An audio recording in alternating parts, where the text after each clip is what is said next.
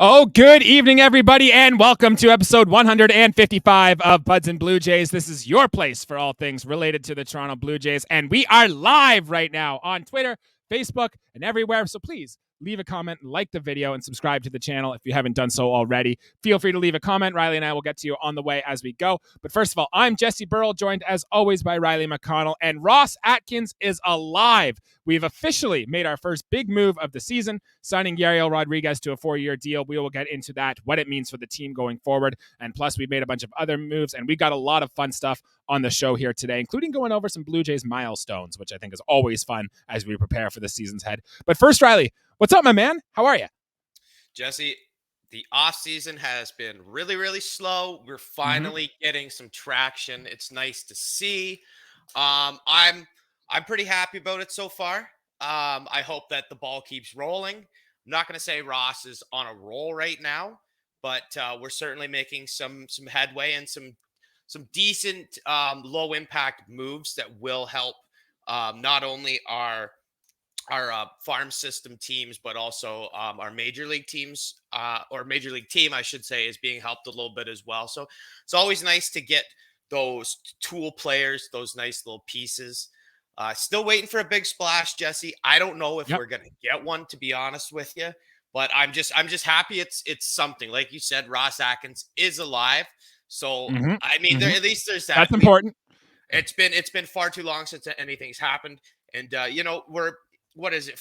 January the 18th. Like, we're less than a month from pitchers and catchers, so clock's ticking. I mean, for pitchers and catchers, and basically spring training then right around the corner from that. So not too much longer, left in this off season. So I guess we'll see what happens. Yep, and let's be real. The Blue Jays still have more work to do this offseason. Signing this one pitcher does not mean we are done. Remember, at this point 2 years ago, George Springer still hadn't signed and Marcus Semien still had not signed. So we still believe there is more work to be done for our Toronto Blue Jays. But man, without further ado, let's just get into the news of the day or the news of the week, or what might even be the news of the offseason so far. And that's this, Riley. That is the Blue Jays have agreed to terms with Yariel Rodriguez, and I'm trying to put it up here, but technical difficulties, all that good stuff. But the deal is a 4-year, $32 million for a Cuban pitcher, Yariel Rodriguez. The scouting report here, Riley, is that he does some pretty good stuff. He's a 5-pitch mixed pitcher. He throws a fastball that'll sit about 94, 95. He can get it upwards of 96. And the slider, Riley, is his best pitch, over 3,000 RPMs, had a 128 stuff plus in the WBC. For reference, Riley, only 2 Toronto Blue Jays last year had better sliders than what Yariel Rodriguez is going to bring to the team. That was Tim Meza and Nate Pearson. Curveball, changeup, cutter, command, throws from different arm slots. He very much is, even though he's from Cuba, he is like a Japanese style pitcher, kind of like Yusei Kikuchi, how he kind of rocks back and forth and all that good stuff.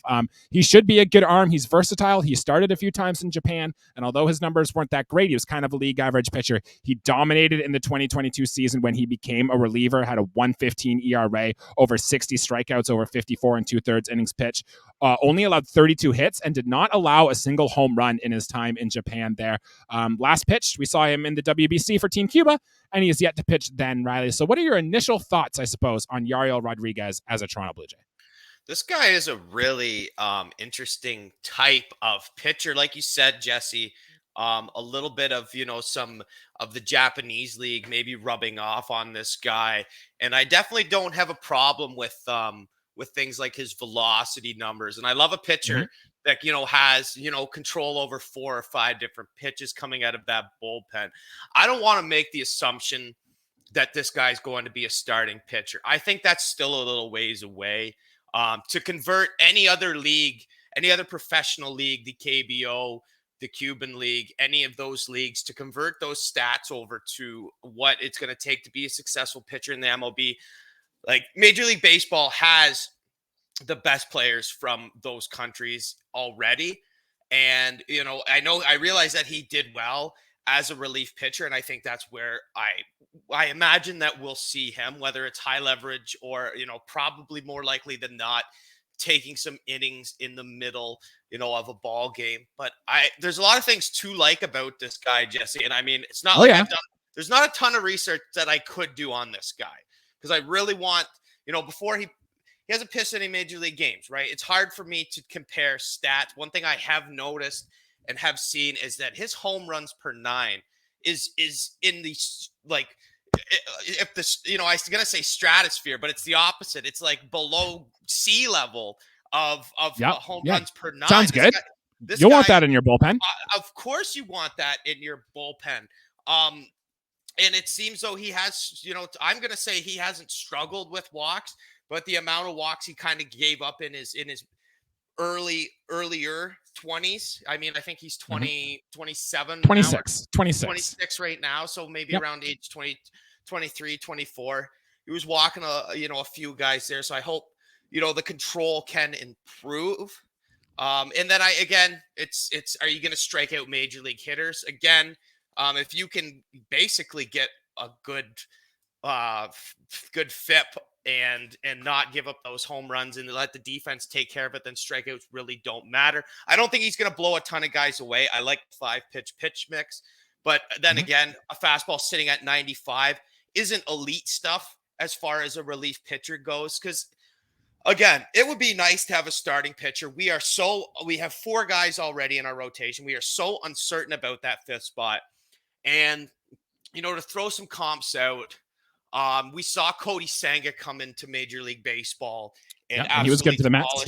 Hideo Nomo going back, decades, absolutely dominated for the Dodgers early on. I don't think this guy's going to be quite to their level, but he's definitely going to provide a great role for this team and possibly move in to a starting role. I mean, you say Kikuchi on the last year of his contract, Bassitt kind of getting up there in age. Like there's really room to grow with this Toronto Blue Jays club for him. I think a 4-year contract, $8 million a year.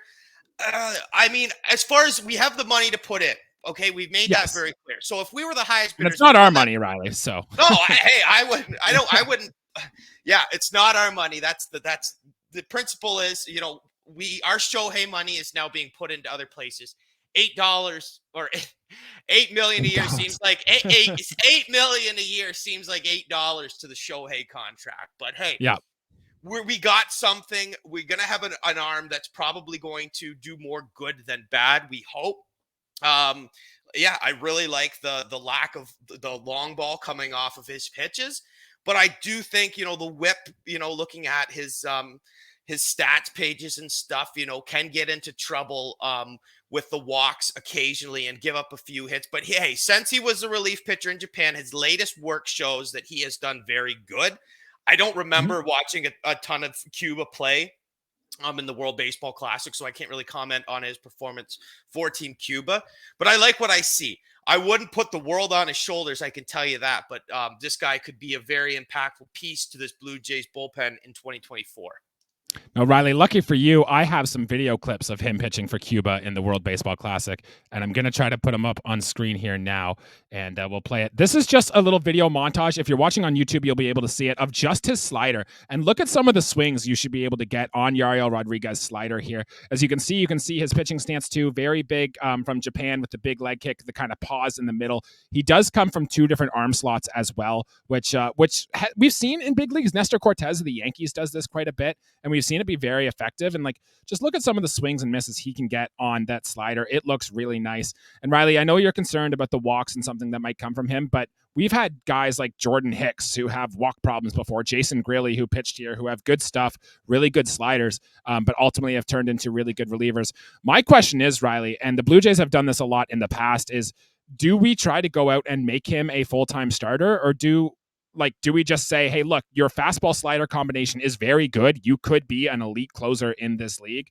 Why don't we mess with that? Because we've seen this in the past, right? Like Nate Pearson, who fastball curveball combo was dynamite. The Blue Jays chose to leave him as a starter, and probably for too long, to be honest. And you could go back to even guys like Aaron Sanchez. He was a lights out setup man for the Blue Jays in those 15 playoff runs. And then we put him into the rotation and mixed results. So Riley, I think you're leaning towards the bullpen side, but can you see a path where this really sticks for him as a starter?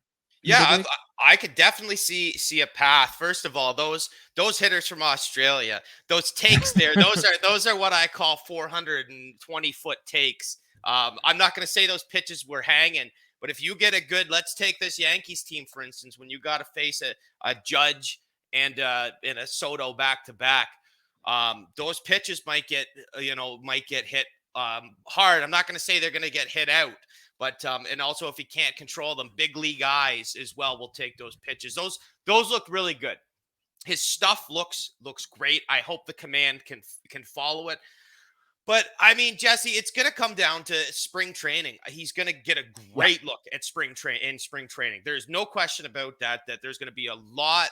The coaching staff to management are going to have eyes on him with every pitch that he throws in spring training. And there is, as you say, a non-zero chance for him to be a starting pitcher for the Blue Jays. But the likelihood of that to start this campaign, I think, is less probable than that he will start. But I do think that there is a spot right off the bat on the major league roster if he basically doesn't fall apart within the first month of him pitching for the club. I think that we're going to be okay. But for $8 million a year, we hope that he can hack it. I mean, 4 years is a decent deal to be attached to. And with this deal, you hope that he gets better with age. You said he's 26. That's great. That's a contract that expires at age 31. And there's a lot that he can do in those 4 years. And if you can look back and say that a year and a half of those numbers were in relief and 2.5 years were as a starter, and he managed to get 10th place MVP vote or 10th place Cy Young votes at the back end of that deal, that's something that looks great, Jesse. That's something that we can go, wow, we went out and took a flyer on this guy that's, been an international, I won't say sensation, but an international all-star type pitcher. And we made him into a major league borderline all-star pitcher. That's what we're looking at. That's why the weight of the world for him is not on his shoulders. He's going to provide us with a role. I think the $8 million comes from we needed to spend money somewhere. If there was any sort of bidding war for this guy, we wanted to make sure it was a lock. Jesse, we know this. You can never have enough pitching, especially if there's the potential for him to be a starting pitcher with some guys coming off the books within a year, 2, or even 3 with him on a 4-year contract. I really like this. I think that he's got the tools and makings of a starting pitcher in Major League Baseball. I just think it's not a guy that should go out there and get shelled first thing. Let's make this guy feel comfortable. Let's get him, prepped for pitching in Major League Baseball. And if that calls for him pitching in relief, at the first part of the year or the first season, or even year 2, right up until the All-Star break or whatever it's going to take, let this guy feel comfortable because it's something that we can, this guy's a toolsy guy and we can really use a pitcher like this to our advantage. And yeah, that's what it's going to come down to here too, is how well does he look? Does he go into spring training? Does he look like he can dominate and get big league hitters out? Because if he can do that, and there is, say, look, Alek Manoah is no lock to be a good pitcher this year. There is a chance Barrios or Kikuchi regress a touch, even though I don't think that's true. And look, the Blue Jays starting rotation stayed perfectly healthy last year. If I'm a betting man, I'm betting that is not happening again this season. So I really do like that the Blue Jays did get some starting pitching depth and a guy that can come in here and be a starter and not only give you league average innings, could be in that range of that all-star-ish level. I'm a fan of this move. Some comps, because I know we love comps on this show. If he stays as a reliever, some people have linked him to Pete Fairbanks out of Tampa Bay or Sir Anthony Dominguez out of Philly, both guys who have been in high leverage situations and have been like getting dominant outs in the playoffs. I think that's fine for $8 million a year if that's what we get. And as a starter, he could be a guy like Robert Suarez in Philly or even Christian Javier, who I think we saw throw a no-hitter in the Houston for the World Series once. So if he's anywhere close to that type of pitcher, I think the Blue Jays got a steal here for $8 million. So I think overall, Riley, we're fans of the Yariel Rodriguez signing, but there's still more work to do.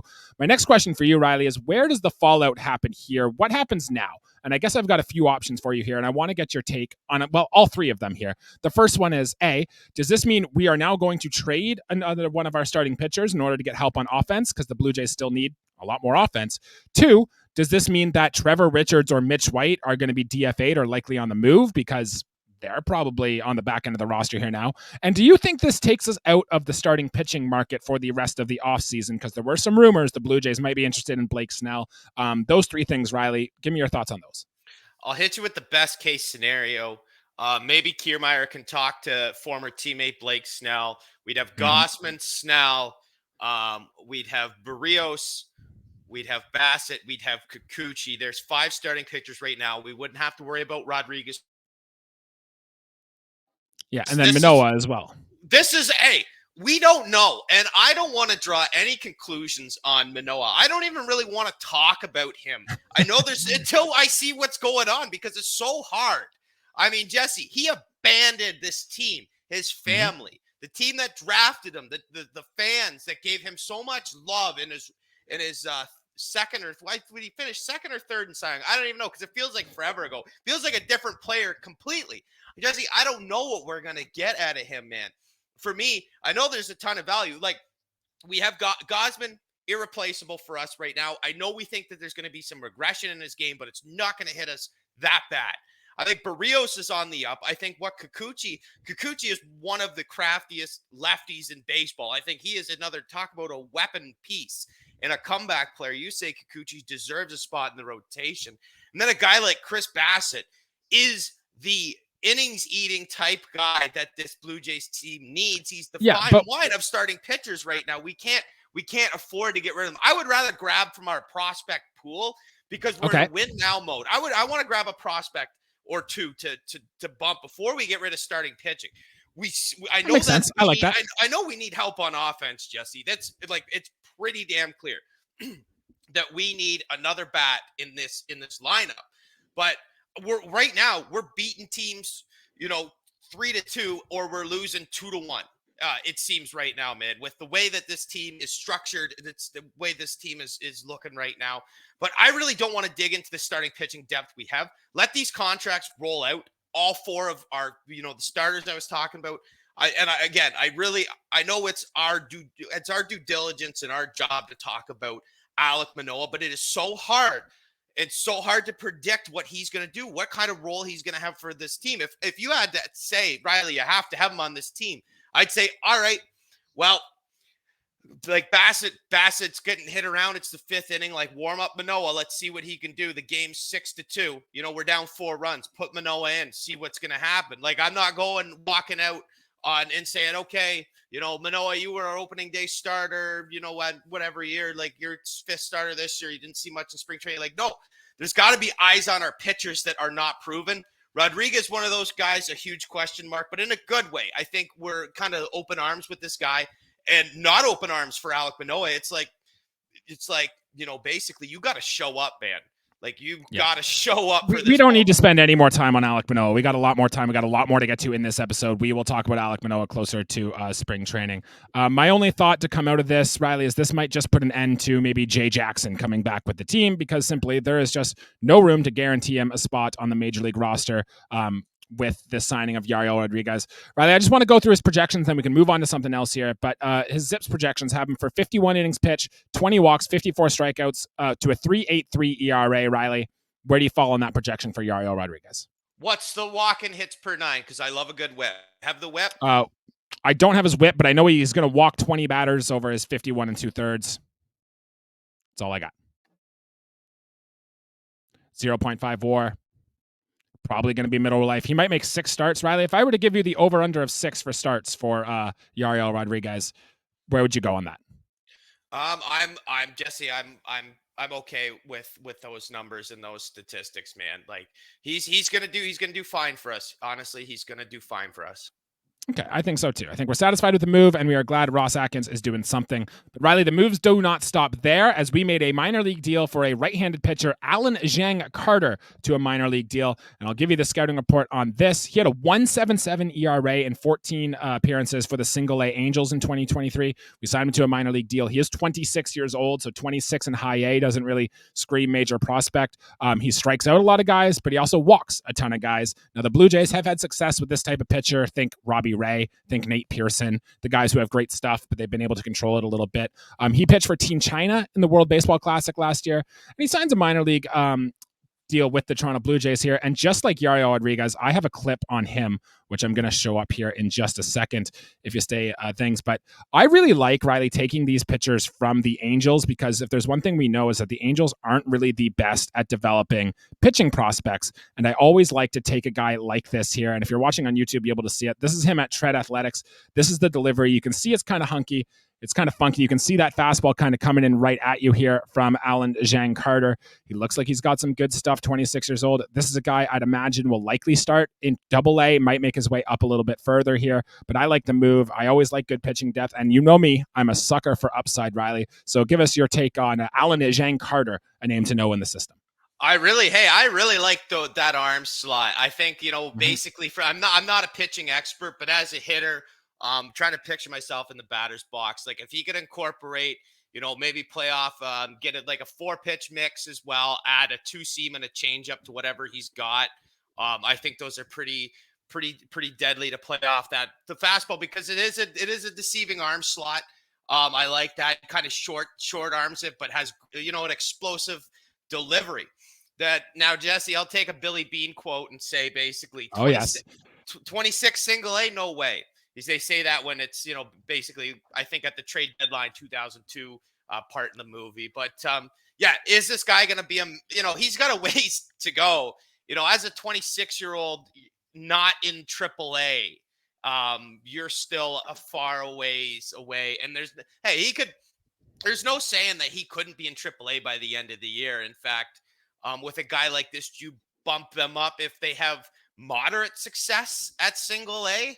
I mean, you possibly could. It depends how our management, how our coaching staff views these players. I think that it's a good tool, but then again, like we just got a hold of this guy. What can he do for us? I think that he's going to be a fine addition to our minor league club.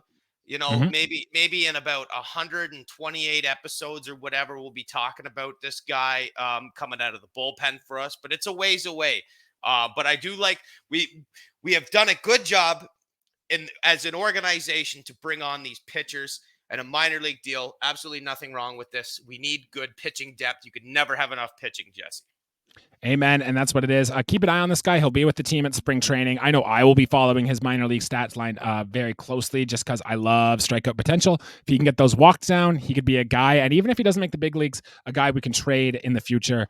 Riley, we got a lot to get to. And it kind of feels weird with how slow this offseason has been that we've got a very busy time going on. But the Blue Jays did just sign a bunch of international prospects, and the Blue Jays have done really well in this amateur draft. The scouts the Blue Jays have in Central America, in Venezuela, in the Dominican Republic have always been very good. In fact, Vladimir Guerrero Jr.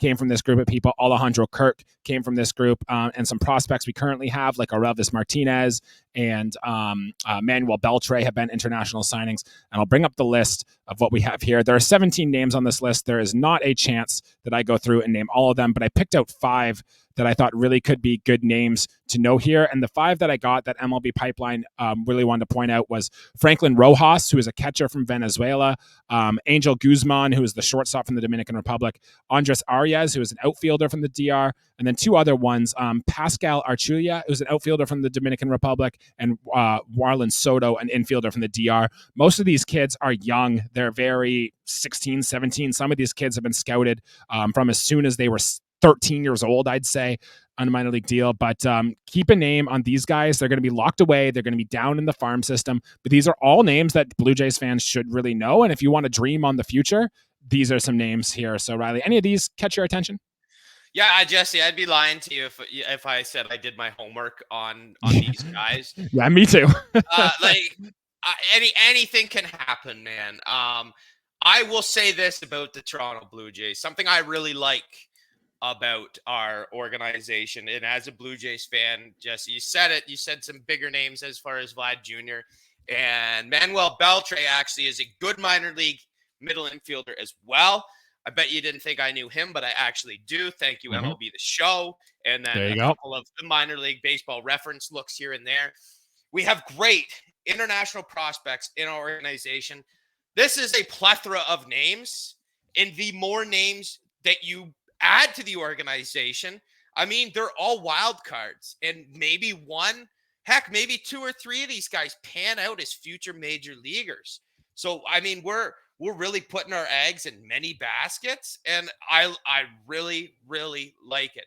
We're in a time now in Major League Baseball where we're seeing these young players, international players from the Dominican, Cuba, Japan. Like international players are taking over the league in a lot of ways. So you need to have good international scouts. You need to have good international signings. It's going to make you a better organization. The amateur draft is great, and a lot of great players come from that as well. But the Jays really have a great handle on how they have gone about signing these international players. And I see a list of 17, like you just showed us there, Jesse, and I just kind of rub my hands together and go, "That's fantastic," because I expect one or two of these guys, at least to play a major, maybe not for the Blue Jays, one or two guys going to play at least, an inning of Major League Baseball at some points in their career.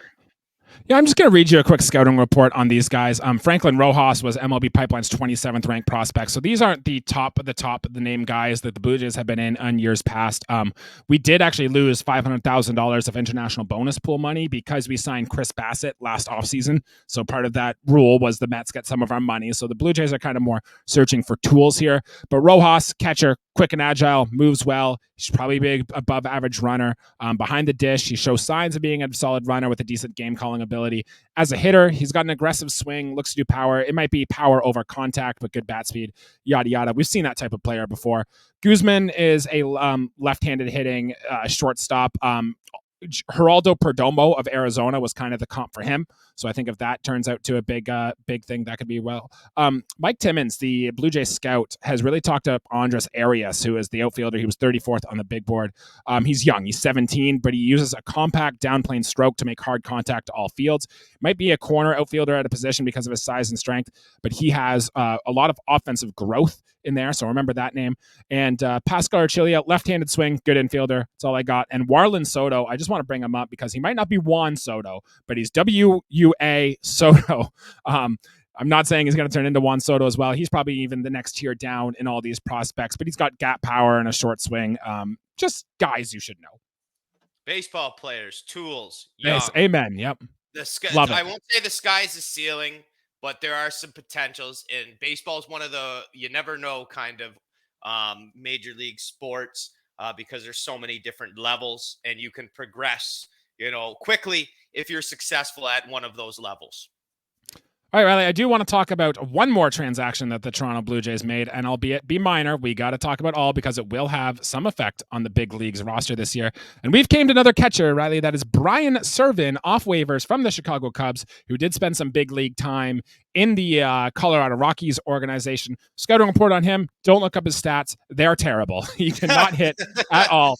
Worth a lick. But his claim to fame is his calling ability. I think he was top 5 each of the last 2 years in called strikes above average. So he's just really good at getting those borderline pitches for strikes, which I think on a third string catcher, that's all you want. But Riley, I want to bring up a tweet that you made on this initial thing. It came through. And when the roster move was claimed that he said here, you said, I love a third string catcher as much as the next guy, but another big bat added to the lineup would also be cool. And I think I agree with you. I think Blue Jays fans everywhere agree with you. He's probably in the Tyler Heineman role. He'll start in Buffalo. He'll be good for the pitchers down there. But yeah, how have your thoughts changed at all about Brian Serven joining the team? My thoughts have not changed one bit. I don't know what round he was taken in, former Rockies pick. Tyler Heineman, Rob Brantley, Riley Adams type player. Yep. Although he might have a worse bat than, the three of those guys. He's going to be the same, like you said, Jesse, he's going to be the caller in AAA. He's probably going to hit 9th in that lineup, and he's probably going to get a ton of innings behind the dish.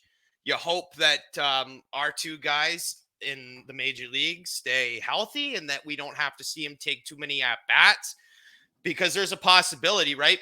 And the Jays have had a lot of catchers that cannot hit. Josh Tolley, Jose Molina, just to name a few. Going. Greg Zahn even wasn't much of a hitter. There was some years where former Blue Jays backup and maybe even a starter at one point. There was a point where Greg Myers mashed. John Buck as well. If we're going to name some guys. I think he was an all-star, John Buck. He was, 20 home run hitter as a catcher. Yeah, good for him. Anyways, to stay back on topic, though, waiver claim, whatever. We didn't have to give up anything to take this guy. It fell into our laps. If we were looking for a third string catcher, boom, on waivers, we take him into our organization because we needed. Eventually, we knew, Jesse, between you and I knew that we were gonna get a third catcher at some point. Yes. So Yep. here he is. I mean, Yeah, not secrets the out. sexiest name, is he? No, far from. But yeah, what I meant from the tweet was like I see a Blue Jays, tweet and update breaking. Like, oh my God, what's going on here? I mean, Yep. Serven, claimed off waivers. Like, man, like I would have loved to seen like a big name on, but it's like, hey, it's an organizational move. Like I said back about 20 minutes ago, I just hope there's more to come. Absolutely. And look, the Blue Jays have a lot of catching options all of a sudden with Jansen, Varsho.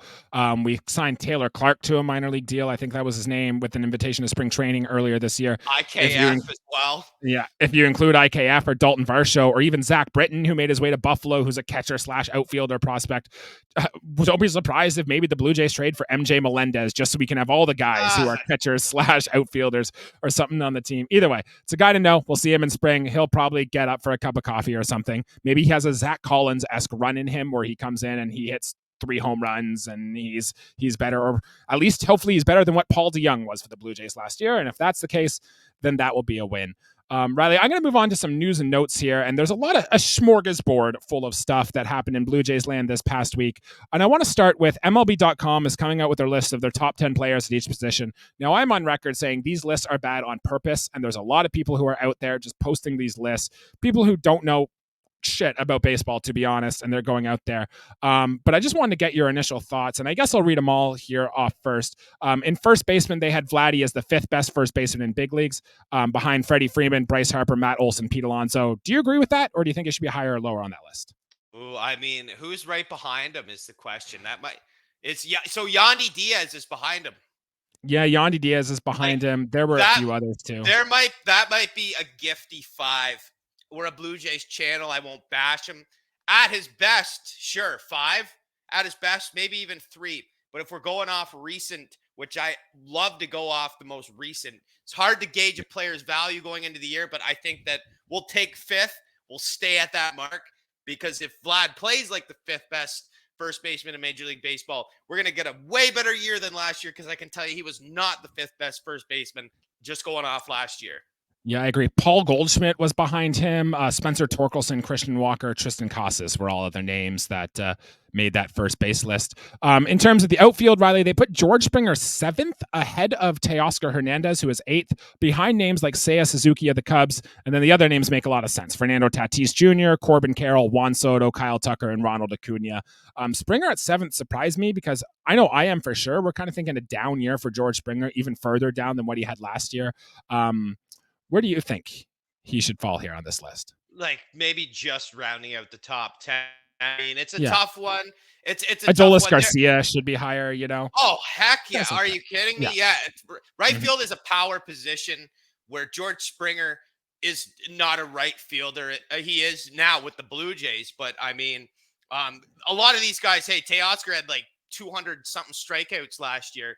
To have him one spot lower than Springer, I think is a little crazy. He doesn't have the power that a lot of these corner fielders have. And I think that's a big thing to consider making these lists, is go, the same with Vladdy on first base. How much does defense overtake, the offense? I mean, defense wins championships. I say, it's great to have, not in baseball though. It doesn't win you a ton of championships. The long ball, RBIs, and on base does.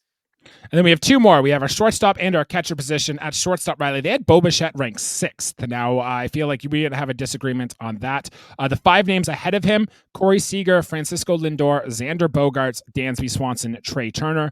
And the names just behind him: Carlos Correa, Willie Adames, Bobby Witt Jr., and J.P. Crawford. Where would you rank Bo Bichette on this list? Because I bet you it's higher than 6th. So I'm going to say, like, right off there, Trey Turner is ahead of him. Dansby probably is not. Seager's got to be. Seager after last year is got to be. He didn't even play a full year last year, but he's still got MVP votes. Bo's a top. This says, and it should be unanimous. Bo is a top 5 shortstop in Major League Baseball. If he I doesn't agree. crack the top 3, I'm okay with it. Shortstop is a premium position. And look at those, and maybe you put him ahead of Xander because, Yeah, you Xander's know, the one that's got to fall. yeah, but he's still. I mean, if you look at the team Xander Bogaerts has been on, the guy gets on base. He scores a ton of runs. I don't know. Bo has improved drastically defensively, and Xander Bogaerts was never the best defensive shortstop. So maybe Bo's top 4, but I mean 6. It's close enough. But if we're being really nitty gritty, then we're gonna put Bo 4 on our list. And then we have another one from behind the plate where we go all a catcher, and Riley, Danny Jansen is not on this list, so I know we have a problem with it already. But Alejandro Kirk came 7th ahead of names like Gabriel Moreno, Cal Riley, and Yanner Diaz. I'd probably put all 3 of those guys ahead of Alejandro Kirk. And then behind both Contreras brothers, JT Realmuto, Will Smith, Adley Rutschman, and Sean Murphy. Does Alejandro Kirk make your top 10 catchers in Major League Baseball, Riley? I remember seeing this, I think, on Instagram when MLB posted this, and people were going nuts. People Yeah. were the justice for Cal Riley. I mean, first of all, thank you for those who comment on our videos because we have a very healthy following, a very healthy community. I really like that. I don't like to comment on other things because it's so toxic out there. So people who listen, The people internet's who a watch, wild place, in the guy. the internet sucks. So thank you for staying with us. Thank you for the positivity on this channel because I can't deal with what people have to say. I get it. Yeah, justice for Cal Riley. I'd put Cal Riley ahead of Kirk. But my grief is, like, I do not think that Kirk is a top 10 catcher in baseball. I think Danny Jansen comes in at number 8 or 9. I said it once, I'll say it 1,000 more times. I think Danny Jansen's one of the most underrated players in Major League Baseball. It's hard to put him in the top 10 because he's never played a full season, but he should, and the numbers will back that up. I mean, if a healthy Danny Jansen with a different trajectory, a different road, he might be considered a top 3 catcher in Major League Baseball, but you just can't say these things. I mean, look at all the games that Kirk's played. And like you said, he has 5 good weeks in his big league career. Yeah, just Kirk ain't it, man, and he's gonna get the start behind the dish on opening day, and we'll see from there. Speaking of people who can say anything they want on the internet, this is one of our comments to our Facebook page. This is from Mark Schmidt, who just simply wants us to trade Vlad. So, people can just go on the internet and say whatever they want. There's an example. But thank you for the viewership, Mark, and we'll keep it coming there. All right.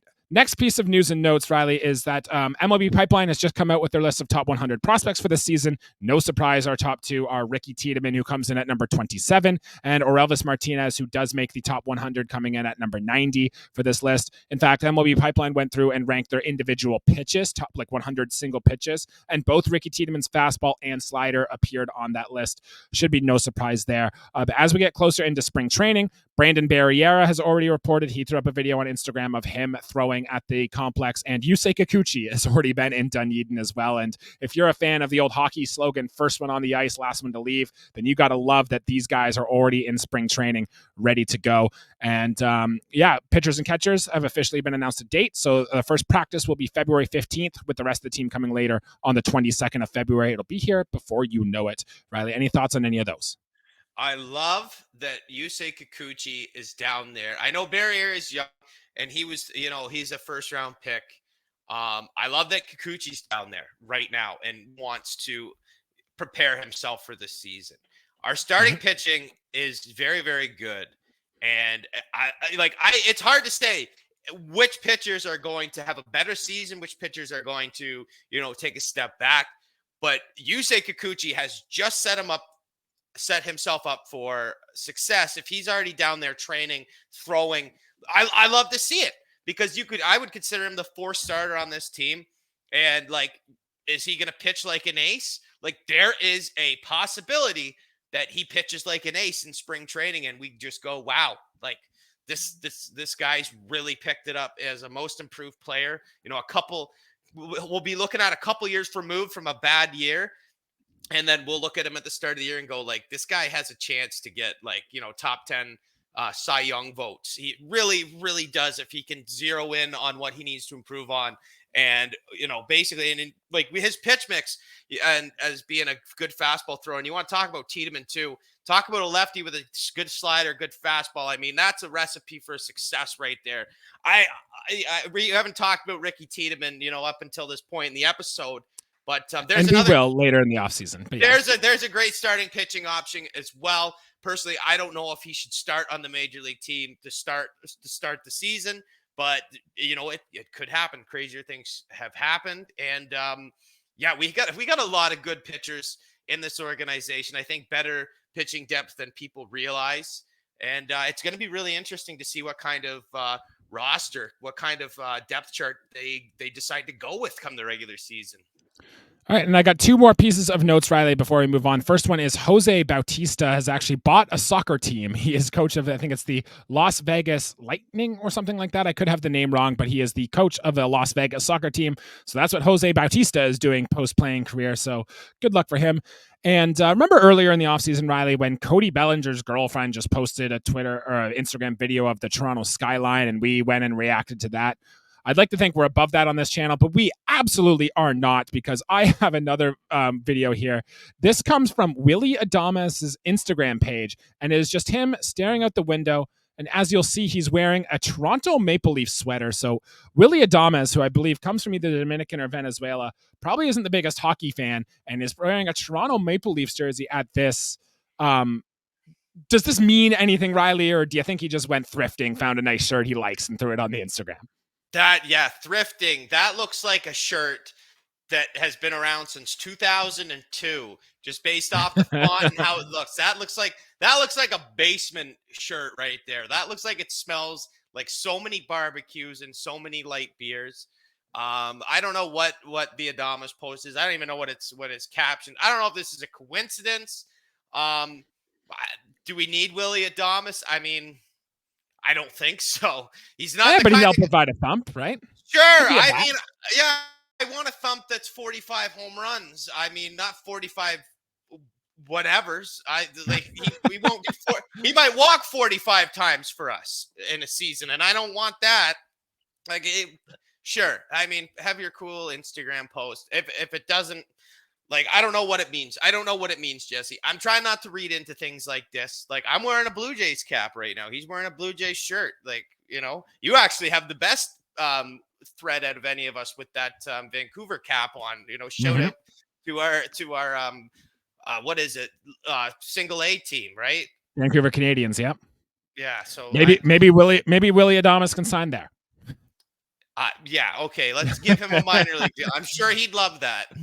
No, but I'm sure it means nothing. But it's just whenever you see something like this trickle across the line, it just makes you think just a little bit. All right, Riley. Well, we got about 20 minutes left in our episode here, and I thought as we get close to the season, we start going into season projections and trying to see of what storylines we can watch for this year. And one of the always big things we get to every year is players go through their milestones. And I thought you and I could kind of look at some potential milestones that the Toronto Blue Jays could accumulate to this year. And I got about 9 of them that I think there's a chance the Blue Jays get to it. And I thought, let's take a stab at the dark here if we think the Blue Jays can get to this number this year. And I'll start with the first one here, Riley. Coming into this season, Vladimir Guerrero Jr. has 404 career RBIs. Does he get to 500 RBIs this season? I certainly hope so. I'm hoping a hitter like Vladimir Guerrero Jr. should put up 100 RBIs in a season.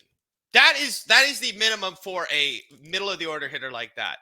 He almost has to at this point. So I'm going to say he does it, and I think 96 RBIs is great. I would like to see him get 110 RBIs personally. I think that would be a great bounce back year. So I'll say that yes, he'll make that milestone. I think so too. He's going to have to stay healthy again. I think he only had 94 or so last year, so he's going to have a better offensive season than he did last year. But if anyone can do it on the team, I bet you it is going to be Vladimir Guerrero Jr., so we are on board with that. Riley, the next one here, George Springer has 86 career stolen bases in the season. Does he get to 100? And I bring that up because he is now in his mid-30s, but he is coming off a 20 stolen base season, so it could go either way, Riley. Do you think George Springer hits that 100 stolen base mark this season? So it would require him to steal 14 bases, the pitch clock, rule and the bases and everything like that. I think it's achievable, but I'm going to go and say, because I don't know if I voted on this one or not, because we do have some of them up on our Twitter page. I'm going to go no, but I'm going to say that he's not too far off that mark. But I'm going to say no, going to say he has, about 11 or 12, and he just misses out on that mark. Yeah, I'd say so too with George Springer. We did ask our Twitter folks, and 75% of them agreed with you, Riley. They said no, that they don't think he's going to get there, but it is a close call. If he, stolen bases are up all across Major League Baseball, George Springer could happen to have that with him as well. Riley, I got a few more here. Going on to the next one, and this one is Danny Jansen, one of our guys, Riley. This one's a little bit of a stretch, but I thought let's get a temperature check and just see how high we are on Danny Jansen this year. Riley, he's got 65 career home runs. Does he get 100? Which is a lot because that's a 35 home run season for Danny Jansen. But, oh my God, you should have saved that one for the finale. You must have some. I don't know if there's a spicier one than this. Wow. Okay, I hate this. I hate to say no, but I'm gonna say no. Jansen does 35 is a big number. Yeah. For a guy who's if we trade Kirk for another bat, I'm gonna say sure, and he might end up with 33 if he's the uncontested starting catcher. Gonna say no, he does not. Let's just go as far as saying this, Jesse. I really hope he puts up a 20 spot in a 25 home run season for Danny Jansen. With less than 140 games played, will look phenomenal on his line. And I think that we're in for a great year of Danny Jansen. I just don't think it's going to be a 35 home run year for him. Danny Jansen has never hit more than 17 in a season, so taking the leap to 35. Why, Jesse? Because he's not an everyday player, man. It drives me insane. It drives me insane. We got to go into time machine and change this organization and make Danny Jansen play 145 games a season, and look at what will happen. I don't know what will happen, but with a different outcome, I can tell you that. For what it's worth, Baseball Reference does have Danny Jansen's 162 game pace at 26 home runs. So he's probably 2 seasons away from beating this record, but just thought it'd be a little fun to get a temperature check on Danny Jansen. I'm hot. All right, this next one, Riley, is also a player to get to 100 home runs, but they are currently a little closer, and that's newly re-signed Kevin Kiermaier, who is currently at 90 career home runs. Riley, does he get the 10 needed to hit 100 home runs this year? Do we know how many he hit last year? I think it was 7, but I'm about to get that checked. Okay. I'm going to say that it's going to be 8. pretty. He hit 8 last year. It's going to be pretty damn close. I'm going to say, Jesse, yes, he does. And I think it's just going to be getting, maybe pitches he didn't hit out last year. I think I voted yes for this on our poll because I think 10 home runs for any player is achievable. Any player, man. Those are 10 missed pitches that you hit over the wall. Those are missed opportunities. I think maybe Kiermaier, it's not a measure of how much he's a power hitter, but I think these are pitches that will be missed. I think he'll get lucky, and I think maybe he'll hit home run number 100. That would be nice. He hasn't hit double digits in home runs since that 2019 season where he did hit 14. However, when Kevin Kiermaier did resign, he did make some comments saying, I wanted to hit more power. I wanted to provide that impact. And look, he hit 8 last year. If he wasn't really trying to hit for power, who says he can't go out and get that 10, get to 100? If you had to put a date on it, Riley, when in the season does Kiermaier hit that number 100? September 29th, September 30th. So he gets the walk-off home run to put the Jays in the playoffs, all right? You can't, that's a season-long battle right there. That's not something that happens, pre-All-Star break. That is a season grind. That is the big platinum accolade on his season and his career, really. If you line up 100 home runs with those defensive numbers, then damn, you could be looking at a Hall of Fame Kevin Kiermaier. Not that I think his hitting should even be incorporated with looking at him. 5 whatever years it takes from Major League Baseball, because he's had one hell of a career as a center fielder. Which is wild. He's never even made an all-star game, but that is beside the point. Hitting overpowers defense every time. Every time, you're right. 57% of fans agreed with you, Riley. They think he is going to get to 100, but 43 do not. They were kind of split on that poll there.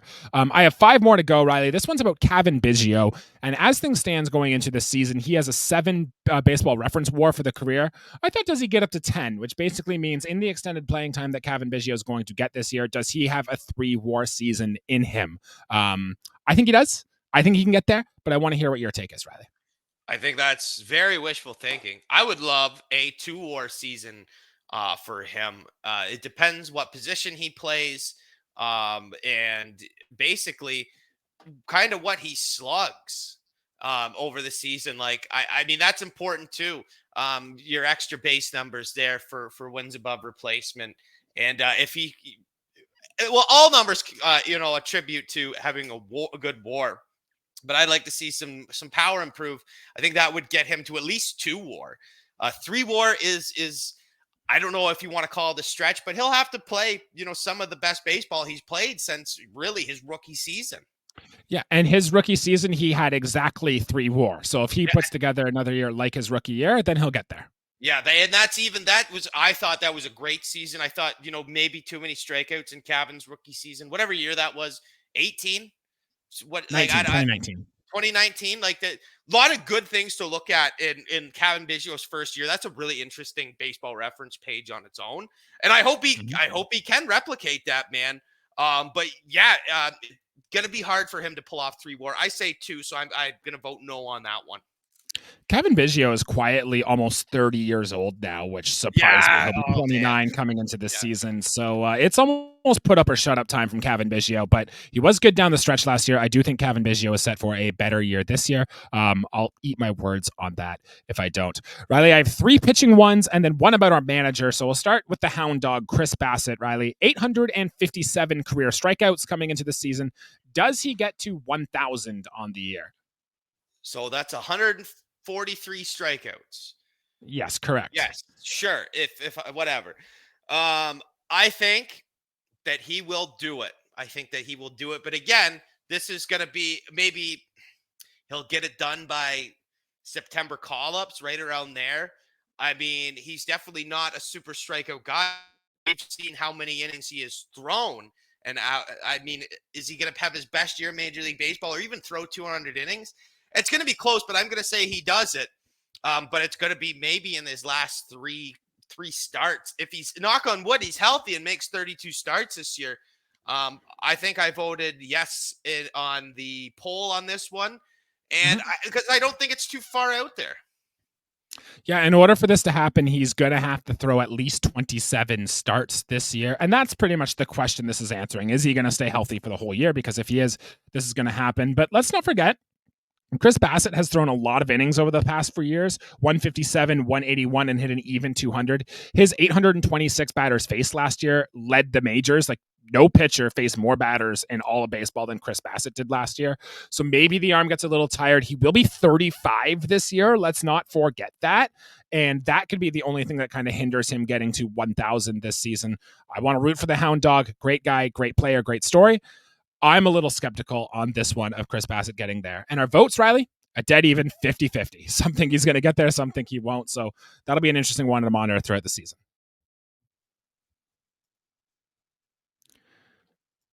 All right, moving on. Drink from that Bassitt Kool-Aid. Just like it's a good train to be aboard, man.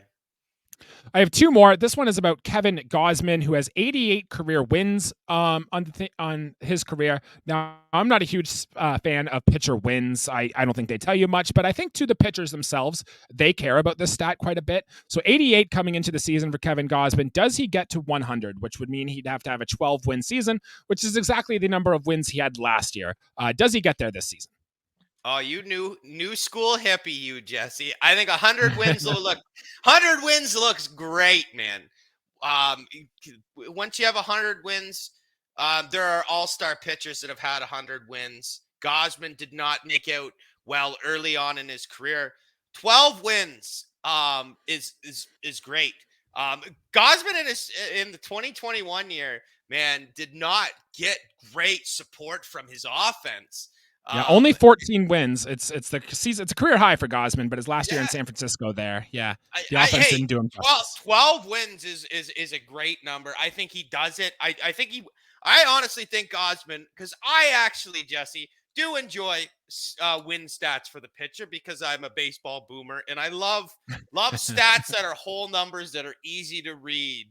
And I think he gets between 12 and 14 wins this year. That's just my personal guess, just throwing it out there. So yes, 100 wins for Gausman on his career coming this year. All right. I hope so. we will see. It means he has to stay healthy, and it means he has to stay effective. He should have every opportunity to get to that number, but I think, hey, he's gotten 12 both of his first 2 years in Toronto. Who says he doesn't get it one more time? Next one here, Riley. Jose Barrios has 4 complete games in his career. Not many Blue Jays threw a complete game last season. I just want to know, does he get his 5th? I'd love to see it. I honestly, I think it's gonna be one of those goes 8 1/3, and it's a close ball game. I'm gonna say no. It is, dude. We don't let our guys go to distance. Pitchers, unless you're Sandy Alcantara, I think it's the only guy, and he has a ridiculous amount of complete games. But Blue Jays, notoriously in the last decade, we don't go and throw complete games. So I just don't. I don't even know who I'd have money on to go a complete game. Perhaps Gosman. Bassitt, I think, did it last year. I think Barrios is going to have a great year. I just don't see him going a complete game. Excellent. Yeah, I don't think so. I think Chris Bassitt was the only Toronto Blue Jay last year to able to throw a complete game. Kikuchi never got one. He might be the only one. So in order for that to happen, it would be wild. Riley, I have one that's also might be a little bit wild here, and that is our manager, John Schnider. He has been ejected 4 times in his 1 year and a half in the Blue Jays, in his Blue Jays career. I want to know, Riley, not does he get to 5, but does he get to 10? Are there 6 ejections coming for John Schnider in his big league season this year? I have we're 56 minutes into this video, and I have a really spicy take for listeners. Let's hear it. Let's hear it. I don't think he gets to 10. I think before he reaches 10 ejections in any year, he gets the boot. I think that John Schnider, this year or next year, gets canned and does not reach 10 career ejections. I think he's got to chill out a little bit as a manager. I mean, it's nice to have emotion, but he is not a Girardi, a Francona, a Jim Leland. He's not John Gibbons even. You know what? No. Let me say this, as good as the best skip that the Jays have ever had was Cito Gaston, and he is one of the most cool, calm, and collective people in all of Major League Baseball. He is like an A-tier type skipper.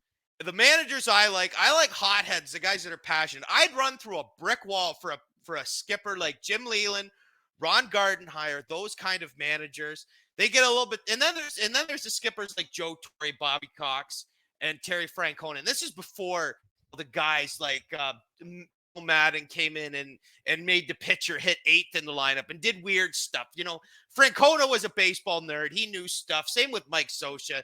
And those guys got the boot half the time. I would put John Schnider as kind of a hybrid mix between as a less intelligent Mike Scioscia, who was a catcher, in Major League Baseball. And I don't even know John Schnider was a catcher as well, right?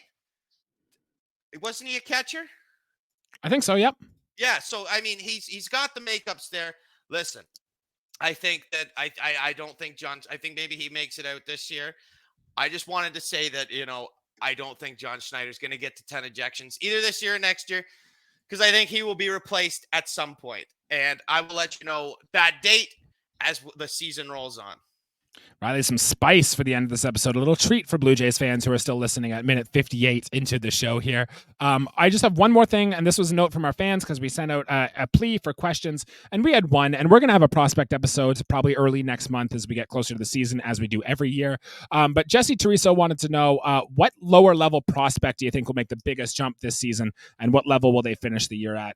Riley, I'm going to go first. My pick is Lou Brock, who is a name you probably haven't heard of much, but he is a flamethrower. He's a typical fastball slider guy. He's one of those toolsy relief type prospects the Blue Jays had. I think he made it up to Double-A last year.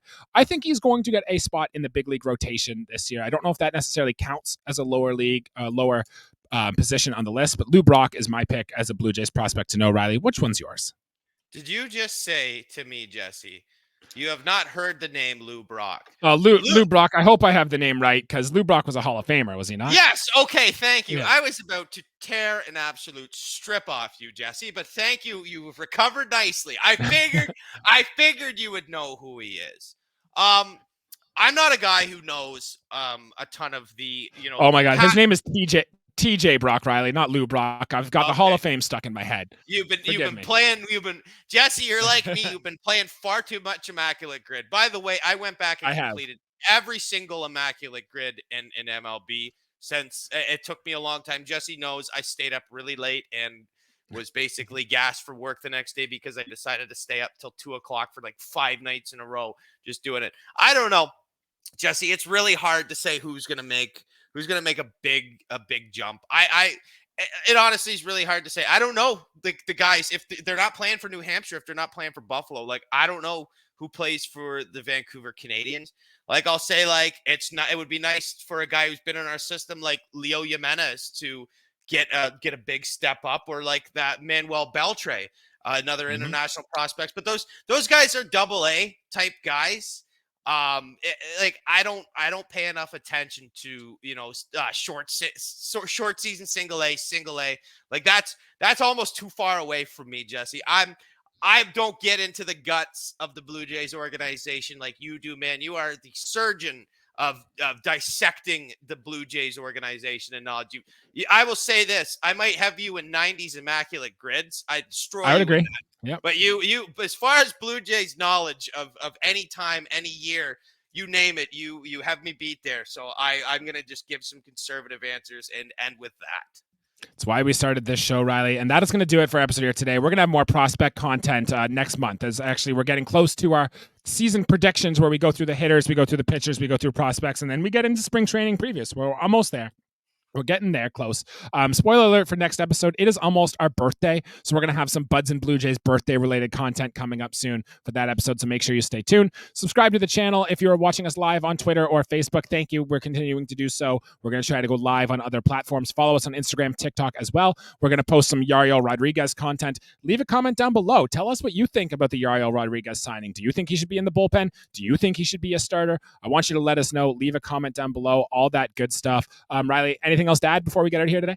I didn't mean to rip in to John Schnider like that. It's just a prediction of mine. If let's say the Jays go 30-30 to start the year and things aren't clicking, I think if we decide to move him out, shake the ship up a little bit, we might get a kick in the right direction. I think there are better options out there. I mean, we got Don Mattingly on the freaking bench. He has had success as a big league skipper. Schnider hasn't really yet. I know it's early on in his career, but I don't want to crap on him too bad. But that's what I got, man. That's what I got.